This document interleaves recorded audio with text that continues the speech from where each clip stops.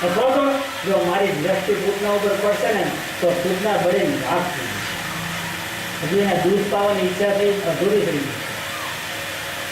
ત્રીજું કે લાલાએ ભગવાન ભોલેનાથનું સ્મરણ કર્યું કે ભગવાન ભોલેનાથ આ તો મને ઝેર પીવડાવાય છે. મારે તો માખણ મિશ્રી ખાવાના બાકી છે, હજુ મારે ગોળીઓ ફોડવાની બાકી છે, અને આ ઝેર પીવડાવવા અત્યારથી ભગવાને ભોલેનાથ ને યાદ. બાકી તો ભગવાને આંખ બંધ કરી અને જ્યાં પૂતનાનું દૂધ પીવાની શરૂઆત કરી, ભગવાનને ખબર હતી કે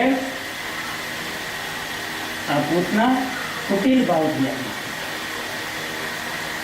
પૂતનાના દૂધની હારે હારે એના પ્રાણ ચૂસી લીધા. બોલો શ્રી કૃષ્ણ કનૈયા માંગે છે કાંઈ દૂધ જો મારી સાંભળો આવતાને માંગે છે કાંઈ દૂધ જો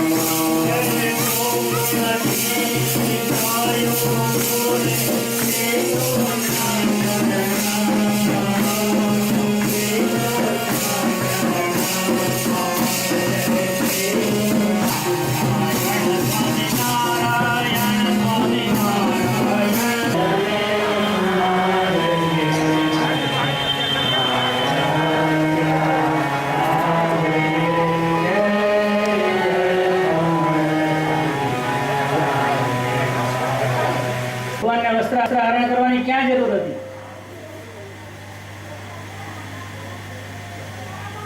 ત્યારે ધ્યાન વિધાનને સાંભળજો કે જ્યારે વસ્ત્રાહરણ લીલા કરીને ત્યારે કૃષ્ણ ભગવાન 8 વર્ષના હતા.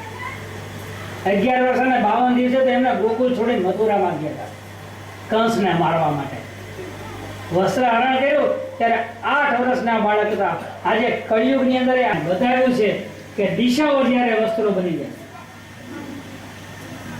એક વખત જનક રાજાના પત્ની સુનયનાજીને જનક રાજા વચ્ચે સંવાદ થયો અને જ્યારે પણ દીકરીના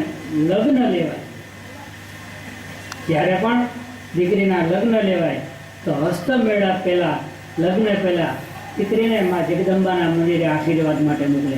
સીતાજી ગયા હતા, રૂકમણીજી ગયા હતા, અને આ ગોપીઓ પણ માતાજીના આશીર્વાદ લેવા માટે કાત્યાયનનું વ્રત કરતા હતા. ત્યારે ભગવાને એમની વસ્ત્રાહરણ લીલા કરી.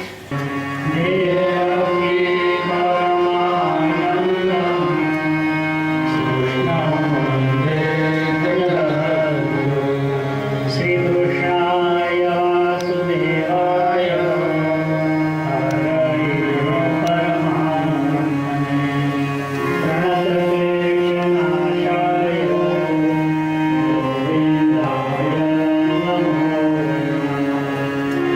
ચરણભૂતાં વા કાયજં કર્મજં વા. 501 એક વાર 501